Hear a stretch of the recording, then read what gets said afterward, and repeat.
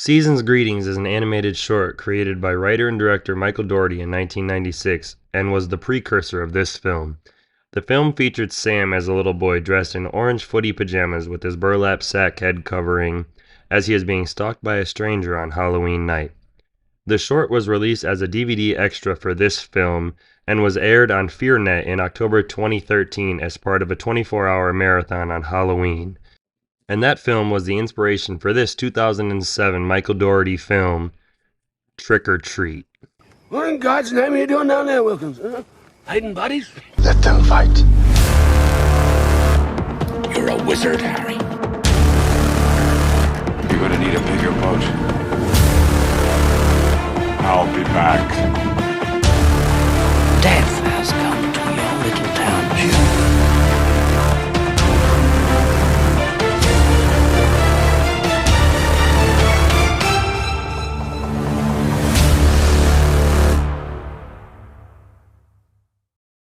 Hey everyone, welcome back to Chills and Thrills, and happy Halloween, happy October 31st. We're giving a little bonus or a special episode here today. Chris and I are going to be doing the 2007 film Trick or Treat, and this has been something that's actually been on my watch list here for a very long time. I've read reviews on it, I've heard other people talk about it and say that it's a good Halloween film, a very nice film to watch around the holiday and holiday centric.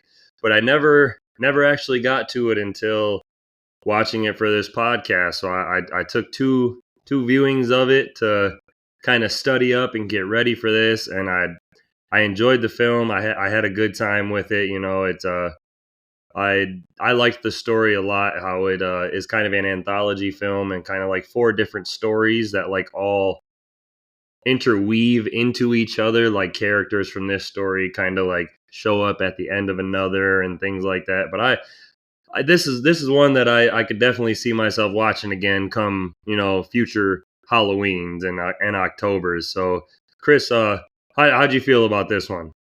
Yeah, very similar experience. My biggest memory associated with this movie is I think the DVD for 300 had a trailer for this movie at the start of the DVD. And I thought the trailer was excellent. And the trailer always had me very hyped for the movie. But then it was never properly released in theaters. And it just kind of never seemed to really come out. And the timing just never struck where I actually ever got to watch the movie and sit down and see it. For years and years, you're talking 2007, it's 2024.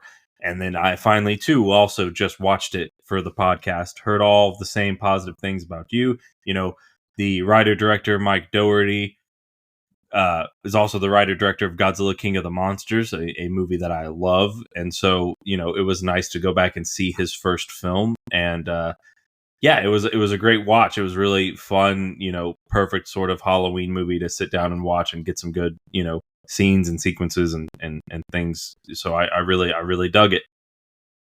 Yeah, I'm surprised, when it comes to these horror movies like this, that other people and the critics and stuff, they're giving high praise to. Usually I'm one of those people that's right on it. I'm like, all right, let's pop this baby in, let's watch it, let's see what all the hype is about. And I think one of the things that took me so long to get to it is when I got with my daughter's mom, we went through all the movies that I have in my collection and went through watching them. So over the years, we took our time watching them all, and this is the one that we kept saying we have to get to, and we just never eventually got to it, and finally we did. And like I said, I had fun with it. The anthology of the different stories that it told, all intermingled into one movie, and it's a very quick movie. I think without the credits and stuff, it's an hour and 17 minutes, and it's only 82 minutes overall. So it's a very quick watch for a quick Halloween night. Grab some popcorn and throw it on. Yeah, I think it's one of those perfect seasonal movies. I think this was probably going to be become part of my rotation, or at least in future Halloweens, when people suggest, oh, hey, what are we going to watch? What's something good? Like, this is definitely going to become one that I start to recommend to people. Be like, hey, you want a good, quick, fun Halloween vibes kind of a movie? You don't just got to watch the original Halloween movie anymore. You got some other options here. And Trick or Treat, I think, under different circumstances, I think this one could have been a big hit back in the day. That 300 DVD was apparently one of the best selling DVDs ever. And it had this trailer to it, at least if my memory's serving me right. And so it's like, you feel like it would have been set up if they dropped that movie properly in Halloween and supported it right. But from what I understand, Mike Dougherty was a writer on Superman Returns. And from what I understand, when Superman Returns wasn't warmly received, they kind of, Warner Brothers kind of lost all kind of faith and confidence in this and just didn't really want to support it, or it was a turnaround situation of executives changing hands and whatnot. So this just got lost in the shuffle as this movie no one really wanted to put out and give support to. And so it just kind of lingered. And I feel that it could have been just, I think it would have been a huge hit if they'd given it the right release and the right platform. And it's a shame that it kind of got lost to history, because I think it's a really, really good one. Yeah, this year they were doing a re-release in theaters for like the October, the month of October and stuff like that, but nothing around me that I found. I tried to look it up and see like, oh, for my first viewing, I'd love to go see it in theaters and whatnot, but I couldn't find anything around me that was showing it in theaters, so it kind of bummed me out. It was supposed to be showing like October 18th through October 31st. So there was nothing I could find, but that would have been nice. Yeah, very limited release. Yeah, unfortunately, but there's I believe there's a great 4K disc that was put out by Arrow Video that people speak very highly of. So if you can get your hands on that Blu-ray or 4K disc, apparently that is the way to go with it. I think Scream Factory also did a Blu-ray back in the day. So I mean, there's ways to get it. There's some pretty good physical media releases of this movie that you can track down and get a hold of that treat it better than the studio ever did.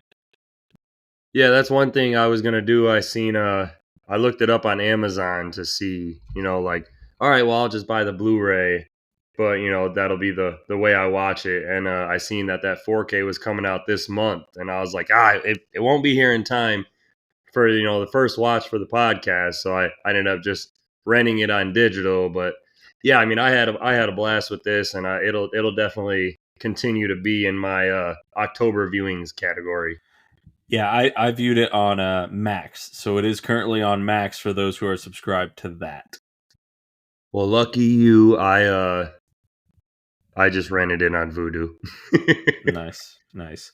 I mean, I'm technically, I'm just piggybacking off of a family member's Max subscription anyway, so. Don't tell our secrets, they'll know. Hey man, I can't pay for every streaming service. No. I'll give you a little background on the film on Trick or Treat. Trick or Treat is a 2007 American anthology horror film released December 9th, 2007 at Butt-Numb-a-thon and not released in the United States until October 6, 2009. Written and directed by Michael Dougherty and produced by Bryan Singer, the film stars Dylan Baker, Rochelle Aites, Anna Paquin, and Brian Cox. It relates 4 Halloween horror stories with a common element in them. Sam, a trick-or-treating demon wearing orange footsie pajamas with a burlap sack over his head. The character appears in each story whenever one of the other characters breaks a Halloween tradition. Despite only a handful of public screenings, the film has been reviewed extensively by online journalists and bloggers, especially in the genre horror communities, and reviews are nearly unanimously positive. Dread Central gave it a 5 out of 5 stars and stated Trick or Treat ranks alongside John Carpenter's Halloween as traditional October viewing, and I can't imagine a single horror fan that won't fall head over heels in love with it. This film is cut into 4 different Halloween stories that all have characters in common and in some way overlap one another, beginning with the opening, which leads into the first story called Principal, then Halloween Bus Massacre, Surprise Party, and lastly Sam, before ending with Conclusion. Despite being delayed for 2 years and having only a limited number of screenings at film festivals, the film received positive reviews and has since garnered a cult following and been noticed as a cult classic for the holiday. So there's a little background on Trick or Treat. Yeah, I mean, I agree with all of those statements. It is just such a shame. It just got completely lost in the shuffle. I know that's when a lot of the Saw movies were coming out, so October was kind of cornered by the Saw movie. So I can understand trepidation of trying to put something else out and taking that crowd. But I think this is better than most of the Saw movies, certainly most of the sequels. If they had just given the movie the support that it deserved, I think they really would have had something. It's a $12 million budget. It would have turned a profit, and I think it would have been, I think it would have been big. Yeah, it's something. I mean, I've seen the trailer and I watched it, of course. But if I would have seen something like that growing up, 2007, I was in 7th grade, so 12, 13, 14, roughly around there. And if I would have seen this trailer come on for a theaters, I'd have been asking my parents like, hey, like me and the friends, you want to go to the movies or something? This is probably something I would have seen in theaters for sure, being around being set on Halloween and stuff like that. And I've always been a horror movie fanatic, so this is something I would have had a theater experience in back then. Yeah, but I mean, it's found its audience over time, and that's a true mark of quality, that it's developed its following, and it has this strong reputation. It's like that says a lot more than just than a lot of things do. So I'm happy that's the case. Yeah, and just by getting a couple votes on our poll on our Facebook page, it's gained two more cultists to the following. Exactly. Yeah. Yep. I'll be recommending it to everyone every year now. Yeah, why not? All right, I'll drop a trailer in for this film. We'll get a plot synopsis read, and we'll bust out the fun facts and the numbers here on the spookiest day of the year.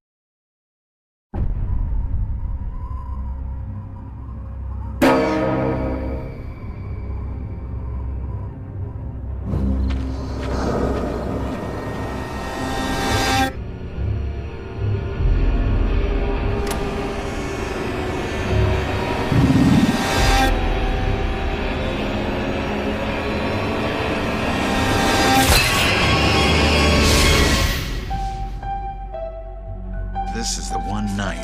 Don't forget your costume. All sorts of things roam free.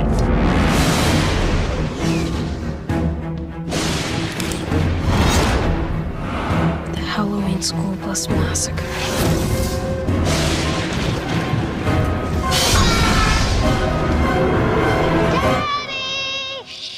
Be quiet. Why? You'll bother the neighbors. Okay.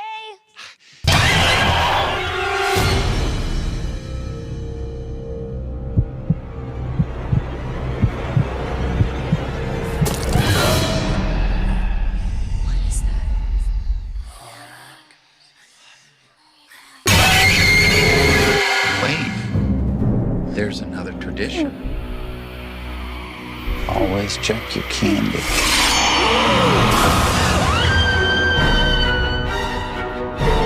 Something out of your weird voices! Lucas! Over here!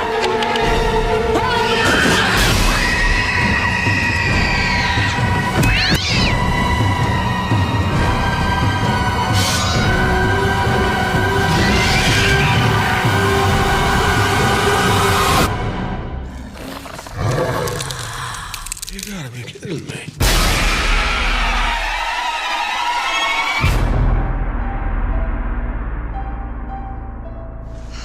I hate Halloween.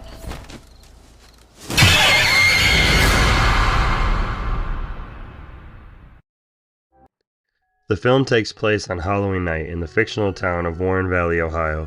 The plot follows a non-linear narrative with characters crossing paths throughout the film. At the center of the story is Sam, a peculiar trick-or-treater in an orange footy pajama costume who appears to enforce the rules of Halloween. In the opening scene, Emma and her Halloween-loving husband Henry return home after a celebratory night.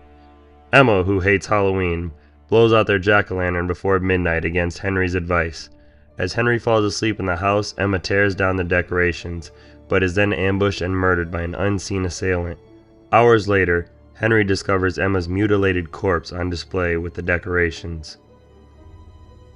Charlie vandalizes jack-o'-lanterns and steals candy from unattended bowls.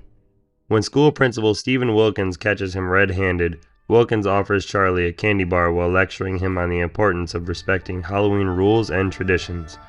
Shortly after, Charlie begins vomiting blood.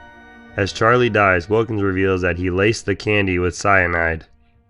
Wilkins attempts to bury Charlie in the backyard along with the body of another victim, but is continually interrupted by trick-or-treaters. His young son Billy, his cantankerous elderly neighbor Mr. Krieg, and Krieg's dog Spite. The other victim turns out to still be alive, and Wilkins beats him to death with a shovel to keep him quiet. Returning indoors, Wilkins notices Krieg seemingly in distress but brushes it off before something attacks Krieg. Wilkins guides Billy downstairs to carve a jack-o'-lantern. As a twist, the jack-o'-lantern they are about to carve is Charlie's severed head. A group of teenage trick-or-treaters, Macy, Chip, Schrader, and Sarah, meet devout Halloween traditionalist Rhonda. Macy leads the group to a flooded quarry and recounts the urban legend of the Halloween school bus massacre. The parents of 8 mentally disabled children bribed their bus driver to dispose of them. Things go awry when a child dressed as Dracula gets loose and the bus is driven off a cliff into the quarry. The children all drowned, and the driver, the only survivor, was never heard from again. No one tried to find the bus as the people didn't want it found. Macy leaves 8 jack-o'-lanterns by the lake as a tribute to the deceased. The group splits up, leaving Rhonda and Chip behind. Rhonda gets separated and is then pursued by horrifying figures, which turn out to be the other teens in disguise, a prank planned by Macy.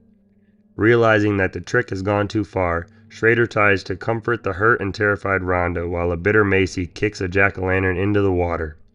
The actual drowned children, new zombies, emerge from the lake and attack the teens. Rhonda abandons the rest to their deaths as revenge for their prank. As she leaves with a wagon of jack-o'-lanterns, Rhonda encounters Sam and exchanges a nod with him.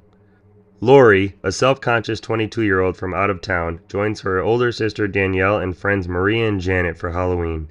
The girls select princess costumes, while Lori dresses up as the Little Red Riding Hood. A devout Halloween traditionalist, Lori misses trick-or-treating and is uncaring of her friends and sisters' talks of dates.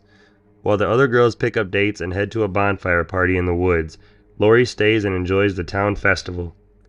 Later, on the way to meet up with her friends, she is attacked by a man in a vampire costume.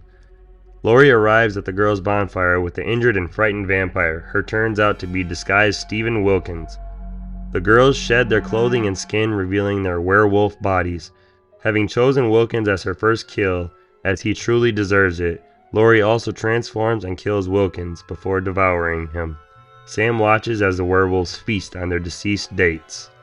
Krieg, a curmudgeonly Halloween hater, dresses up his dog to scare trick-or-treaters off his doorstep. As the night proceeds, Krieg encounters increasingly unusual phenomena.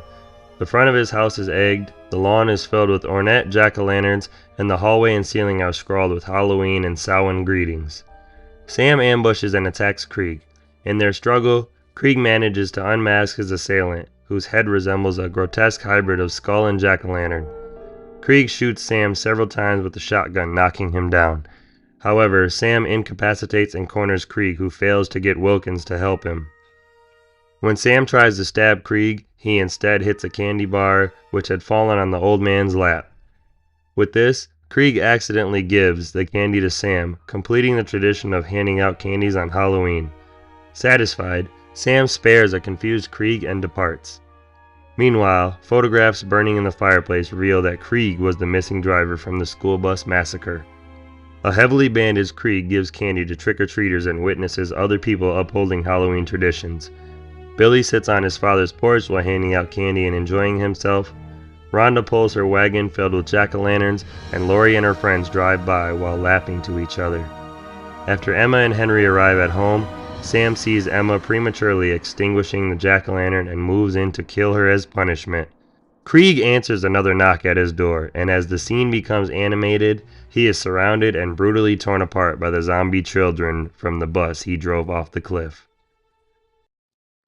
Alright, let's get to some numbers here on Trick or Treat. So Trick or Treat had a budget of $12 million and a box office of just under $28,000. And Chris has our inflation numbers for that.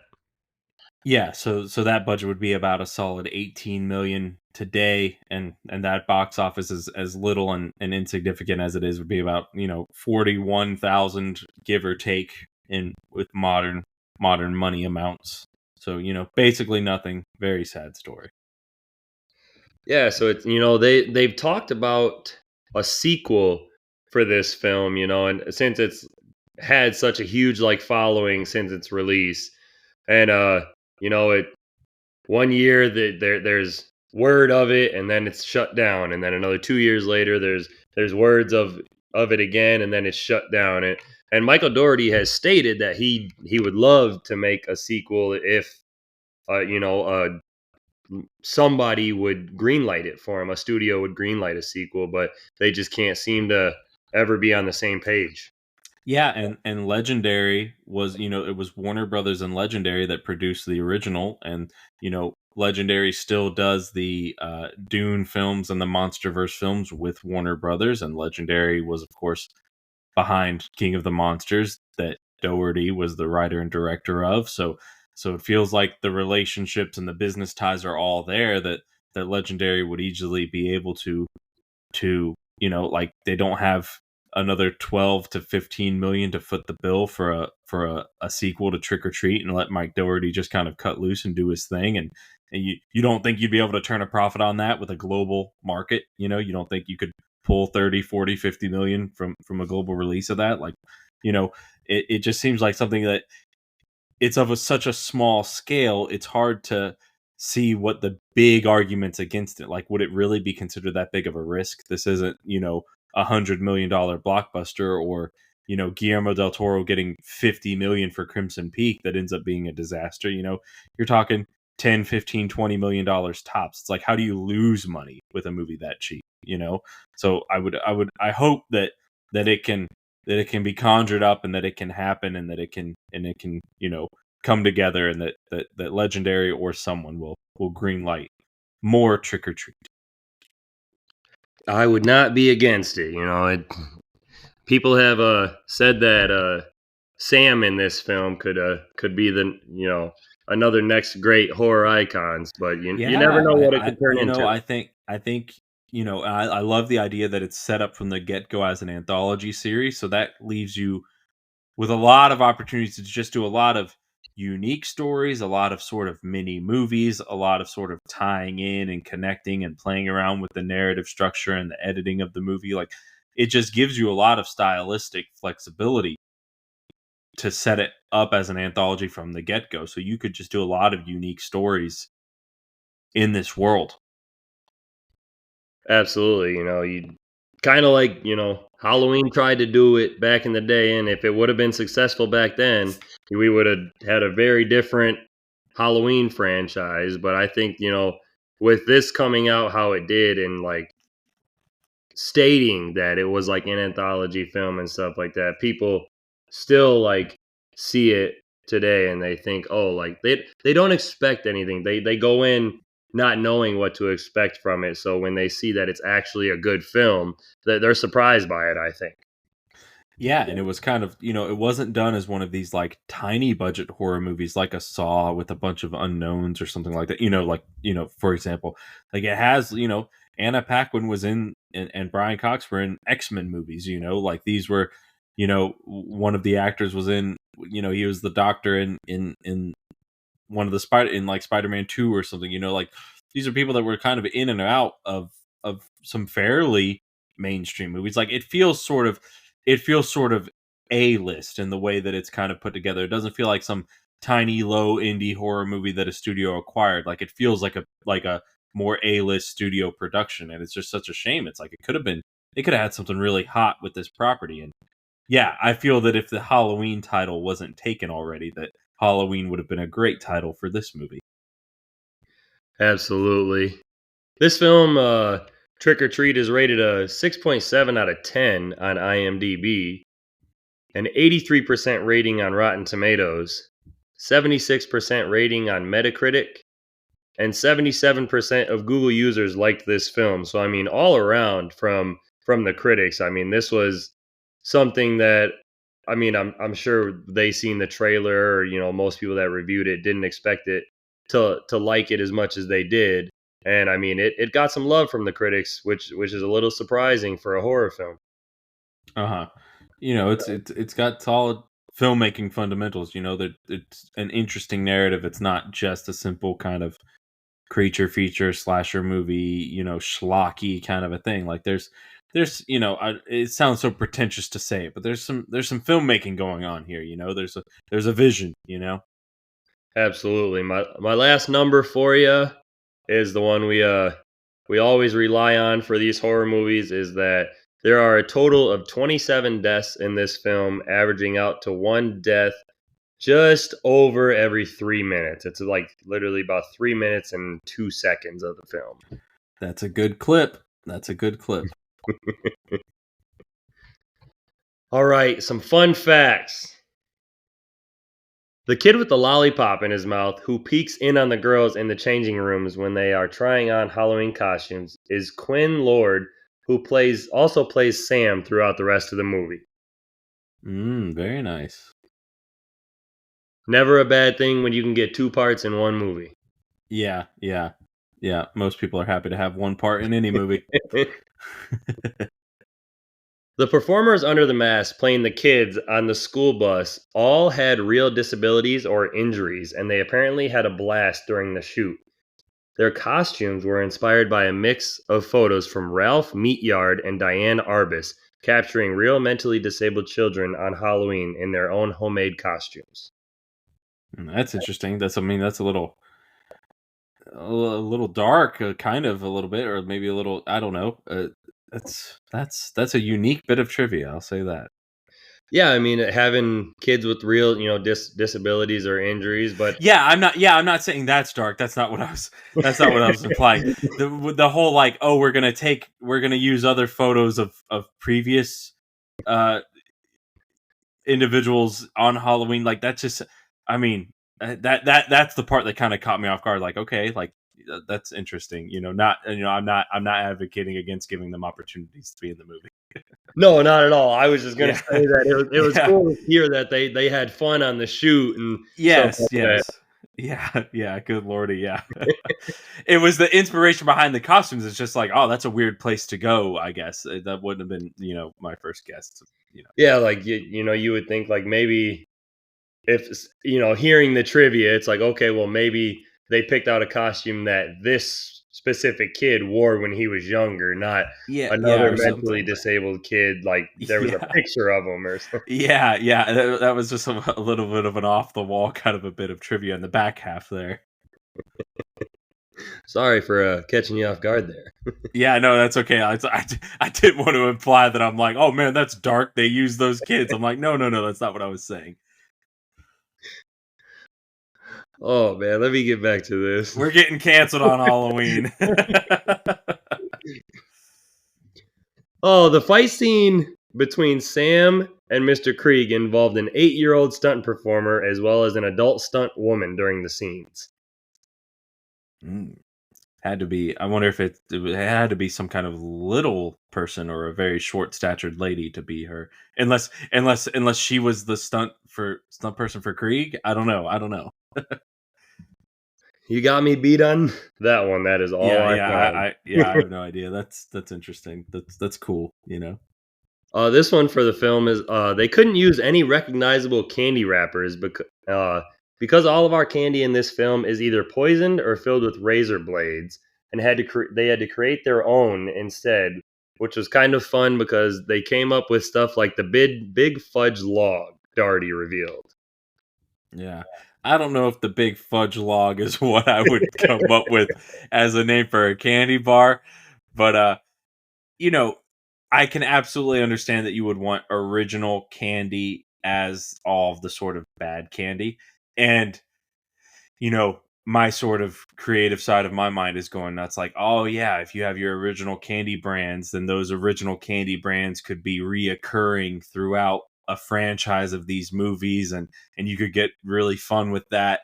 But it would have been, you would think that a Halloween movie with a lot of candy in it, that there would have been plenty of marketing tie-in opportunities for major candy companies to be featured as the not poison candy in the movie and things like that. You figured they'd be all over that, but whatever.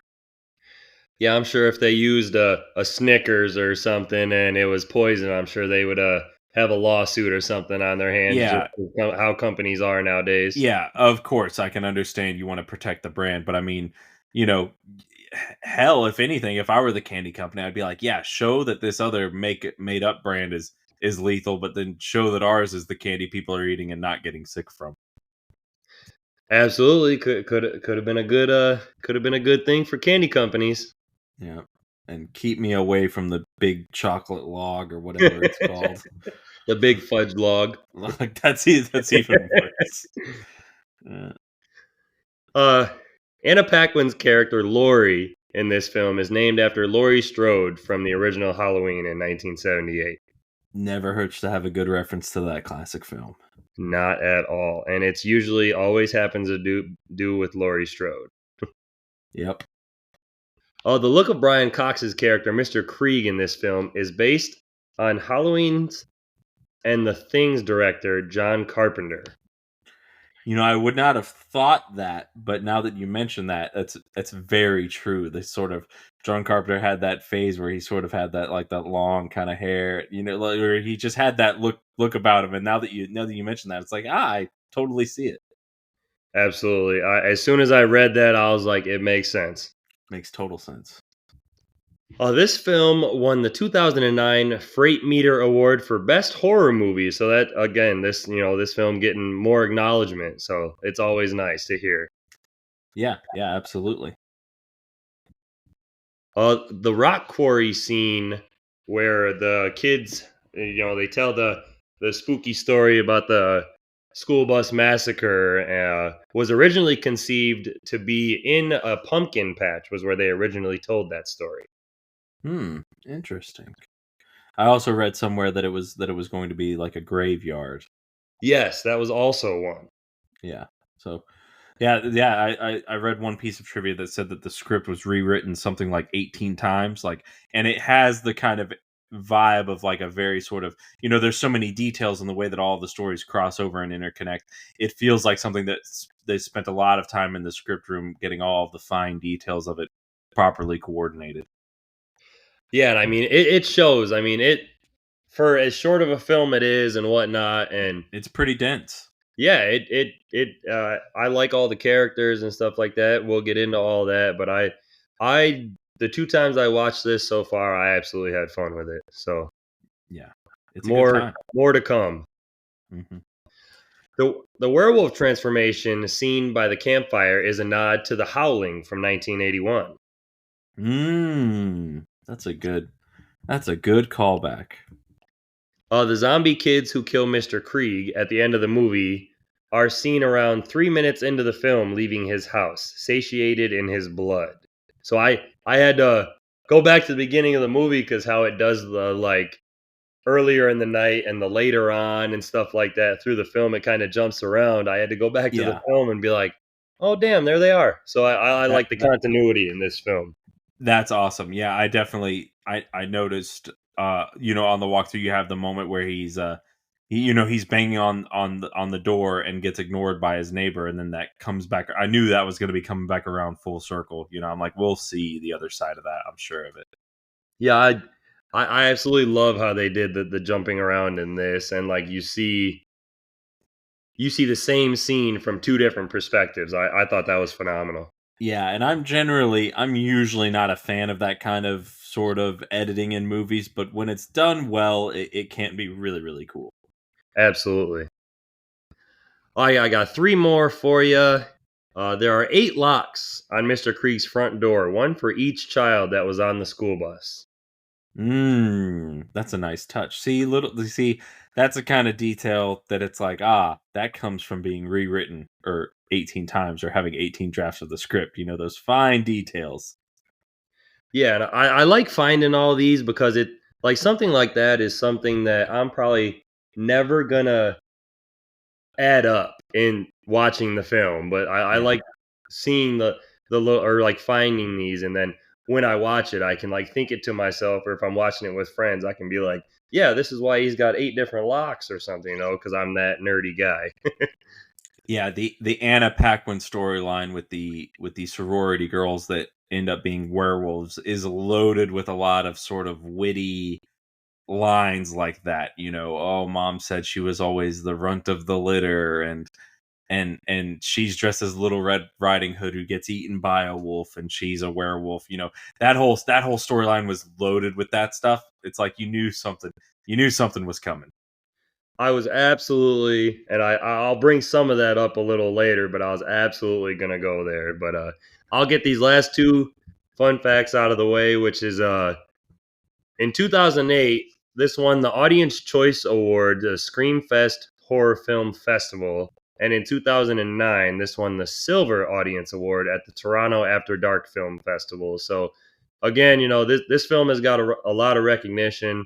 And the more I feel like the longer time or the more time that passes, the more this is recognized as just a phenomenal holiday film. Certainly. All right, so that's all I have for you on fun facts. Would you care to try and dive into your favorite character, or give a couple honorable mentions if you didn't choose just one? Yeah, so there's not a whole lot of likable characters in this movie. Almost everyone's either some kind of victim or trash bag or murderer of some kind. But I liked Brian Cox as Mr. Krieg. He just that sort of crotchety old man energy was just kind of fun and entertaining, and he just stood out. And anyone that kind of has a one-on-one battle with a demon monster kid thing, it's like that was just a fun sequence. So I just kind of I dug that character. Yeah, absolutely. I mean, he was one that I was gonna bring up and choose. He clearly was the one who was paid and did like an awful deed back in the day, and at the end of the film, he kind of gets his comeuppance. He But he had some funny quips with Principal Wilkins and stuff like that in the backyard, kind of little banter back and forth between them. But another one I was gonna say was Principal Wilkins. How you think he's this normal guy, and he turns out to be this killer who's got a body buried in his backyard and soon to have another one, and he's carving pumpkins, with quotations on them in his basement, and it turns out to be like kids' heads and stuff that they're carving, and it's just like you said. There's not a lot of likable characters, but there's a lot of characters in this that are completely like different from what you normally see in movies, or characters who end up being the main characters that are completely opposite of what your normal main character would be. Yeah, So he Mr. plays a Krieg and Wilkins are 2 that I chose to kind of pitch in about. Yeah, Wilkins is a great sort of secret psycho, that's sort of, and everyone had, I think, some kind of teacher or principal at one point in their life where it's like they struck you as someone that might be secretly really weird, I don't know. So it's a good archetype. Yeah, he definitely reminds you of like a psycho type. Like he'll sit down and talk to you and all that stuff. You can have a full-fledged conversation, and then bam, he just snaps out of nowhere. So Yeah. those 2 were good characters in my mind. Yeah, and I do want to give a shout out to, Sam, the villain. I think, not much of a character, but certainly a cool, character design, a nice, sort of creature, being demon to sort of center this movie around. I think it's a great, I think it was really, really, really a really cool character, and so as a villain, I think I wanted to give a shout out to little Sam. Yeah, kind of. Sam is pretty much the theme of this movie, you could say. Mm-hmm. So, you went first for that. I'll go ahead and give you my favorite score. And I listened to the score while I was at work, and I absolutely loved it. There's a ton of instrumentation in this. There's some strings there. There's some like either it's like keyboard or piano. Like I loved it. And three of the I couldn't decide between, like, there were three tracks I really liked, and I won't go into too much detail on them, but the titles were Main Title, Halloween School Bus Massacre, and Laurie's First Time, and they're three completely different tracks from each other. But I just like hearing the different, like, tones and what goes into a movie like this when you can have two different ends of, like, of the music, like where this track is completely different than the rest of the film and whatnot. I love that.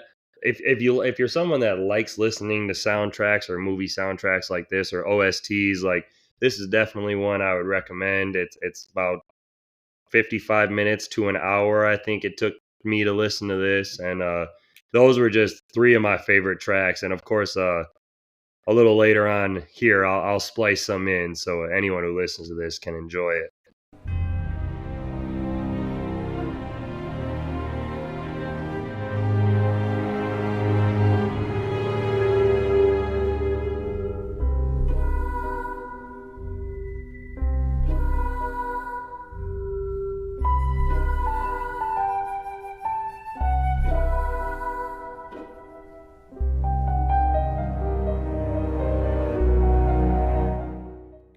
Yeah, Main Titles is the one I went with because the movie has a great sort of, they call it a cold open, where these horror movies often do that, where you have a little sequence and it's punctuated with a murder or a dead body, and then you go to the titles.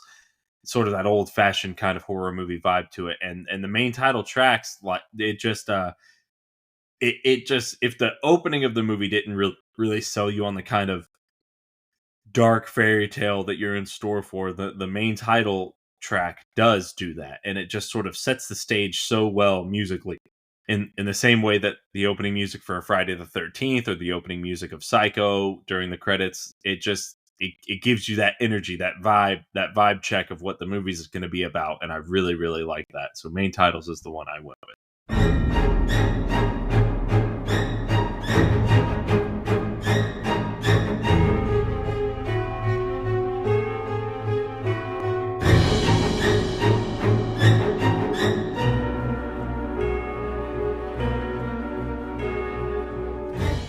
Yeah, I agree with everything you said. It's one of those main titles that it just, like, demands your attention because as soon as you hear it, it's kind of like upbeat and it's loud and it's like, oh, all right, like this, and like I said, it just draws your attention to the screen, and I love that when a film can do that because a lot of the times we're watching these films and we'll look down at our phones, or if we're at home, we'll get up and walk to the kitchen and grab something to eat, or whatever it happens to be that we're doing.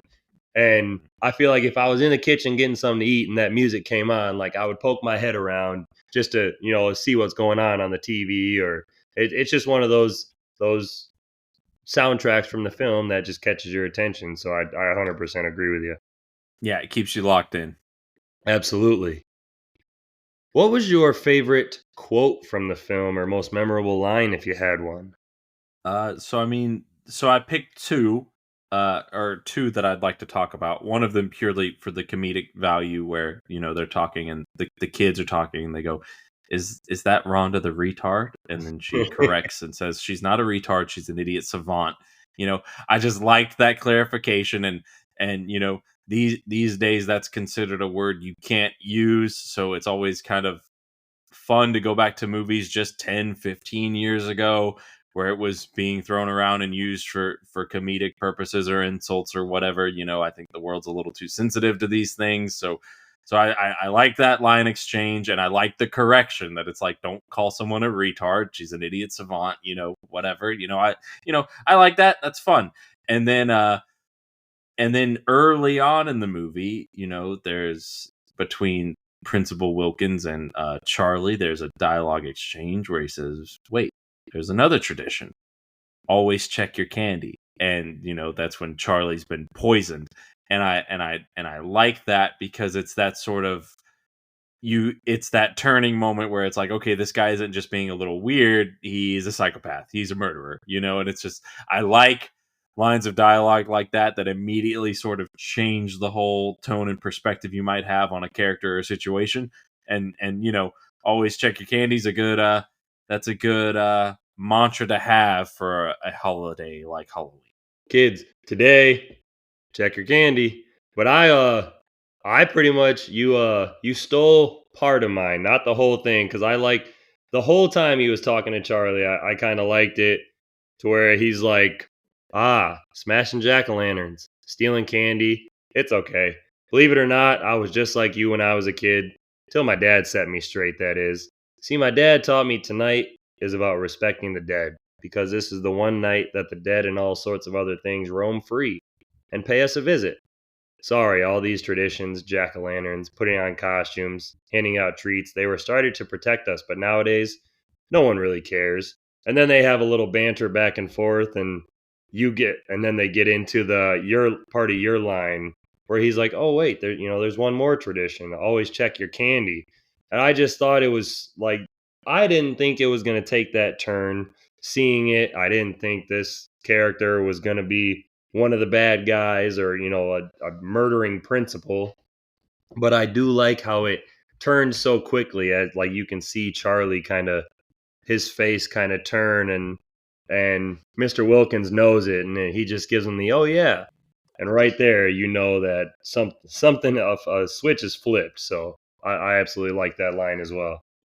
Yeah, and for anybody who's a fan of the comedy Bad Santa with Billy Bob Thornton, that the kid who plays Charlie is the kid from Bad Santa. So it was really fun and interesting to see that kid in another movie where he gets, poisoned and dies. That was an interesting turn of events. If only they would have had Mr. Wilkins give him a sandwich or something, Yeah, exactly. Exactly. Would you like me to make you some sandwiches? Oh gosh. I know.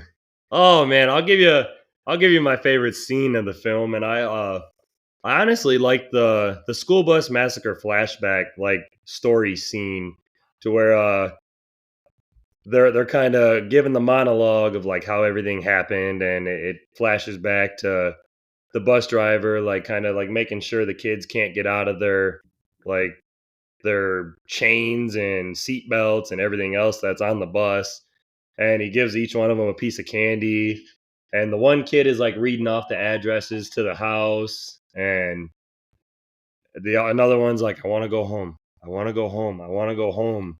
And it was just, I don't know what made me like that scene so much, but you could just like feel that these kids, like, they clearly have no idea what's going on. And it was just the monologue, like the little girl's voice.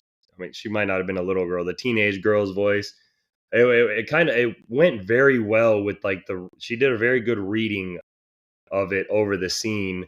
And then I also liked after they go back down by the lake, the modern day like massacre of the kids, where Rhonda just comes back up and you like hear like the kids being ripped apart. I had a strong time like struggling between them. So those were the two I kind of debated back and forth on.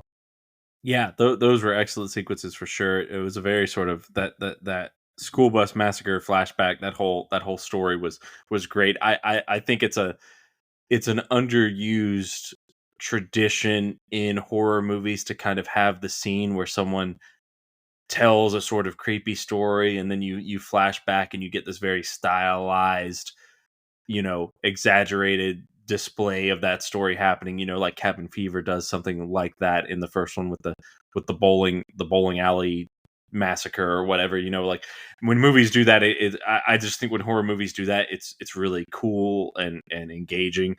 But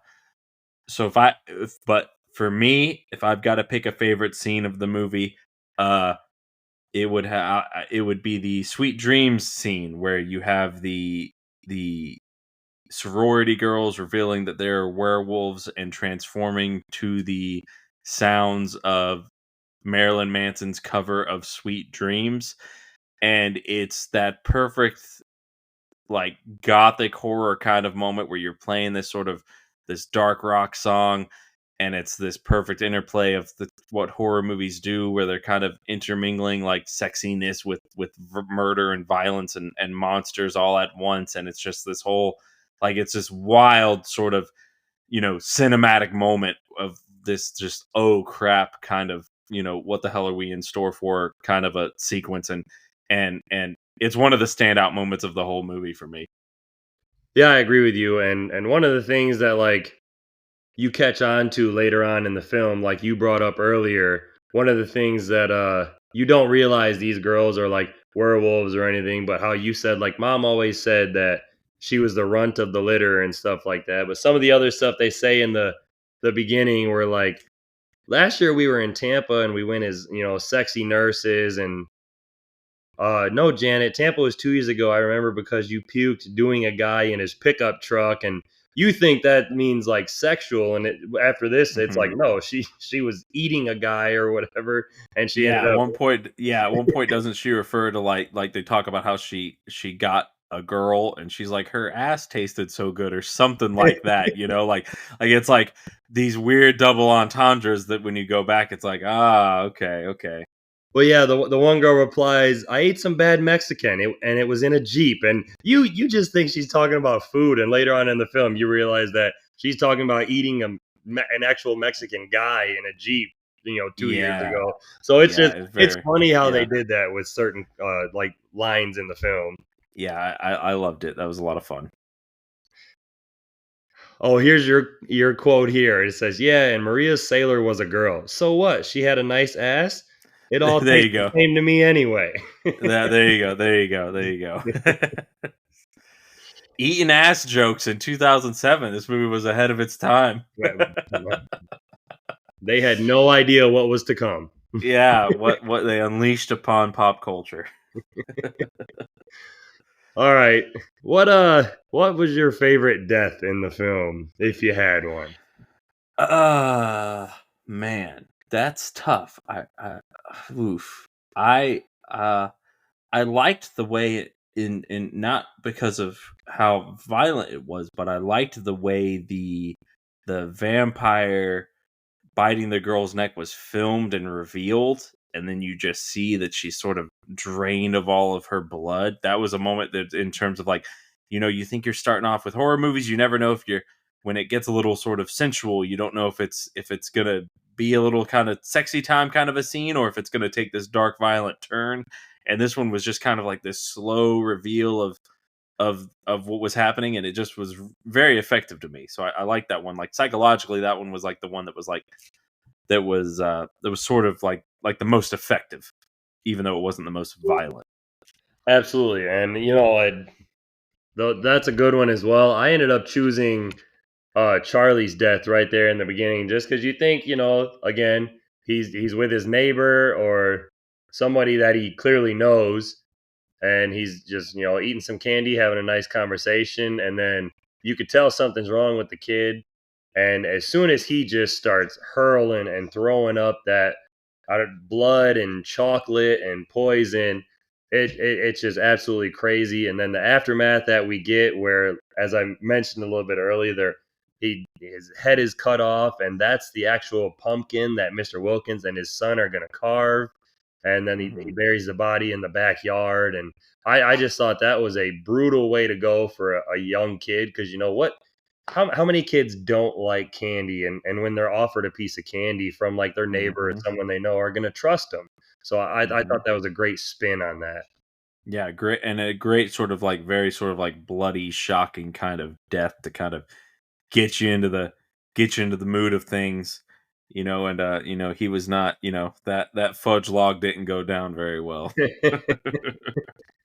Didn't come back up very well either. So and then Yeah. I also thought it was just hilarious how Mr. Wilkins was constantly struggling getting Charlie inside into the backyard. Yeah, yeah, yeah, yeah. Like, Subtle obesity jokes, very yeah, 2007. that gave me a good laugh. So continuing on with Trick or Treat, what did you think of some of the designs? We'll go with Sam first. Yeah, great look. Great kind of creepy kid look. Not not overdone, sort of simple enough where it's sort of creepy, it's kind of cool, it's kind of memorable.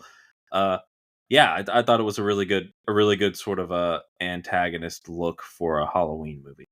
Yeah, and I like I thought, I didn't know what to expect when the the burlap sack came off, but having like the little Yeah, pumpkin jack-o'-lantern face was a different twist for the yeah, film. And then I like the Mr. Kreeg shooting him with the shotgun and you get all like the pumpkin guts and seeds coming out. I thought that was great. yeah, yeah. That was very effective. I like that as well.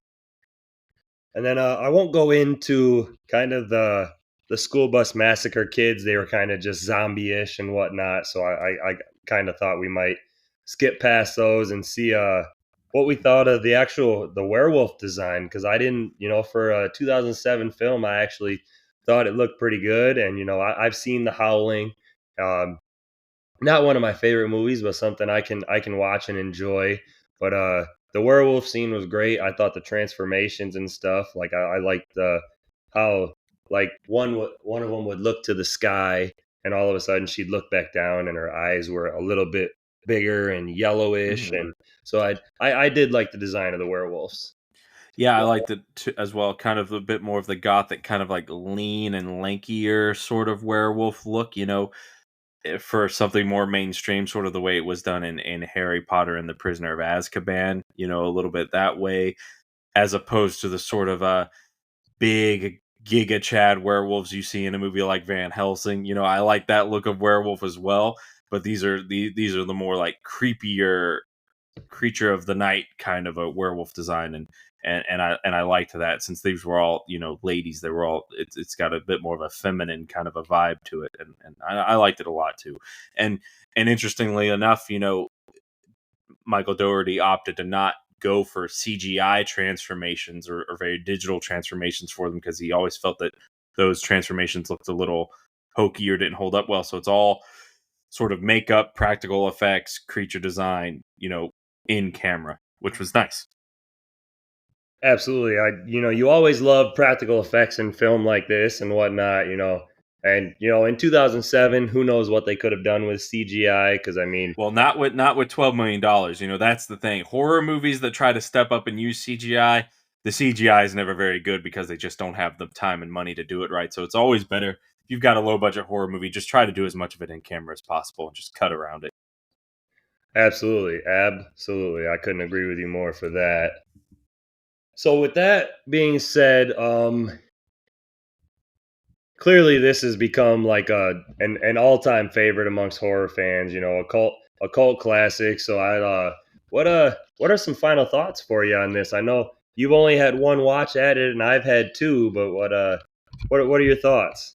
Yeah, I strongly recommend it. It is definitely one of those movies where, if you're just looking for a nice one-off Halloween movie, you're looking for a nice gateway drug into Halloween themed movies or spooky movies. Everyone always talks about spooky season and stuff to watch, and you have all of the usual suspects. You have a dozen Halloween movies, you have a dozen Friday the 13th movies, and all of the Chuckies and all of the older stuff, and then you have the Saws and things like that. But if you're really just looking for something to kind of capture those sort of Halloween vibes, that sort of Halloween energy, like this is definitely, it's not a terribly modern movie. It's a little older nowadays, but it's definitely one of the last 20 years that's really a standout in terms of the style, the lore, the narrative structure, the editing, the sort of just overall energy about it.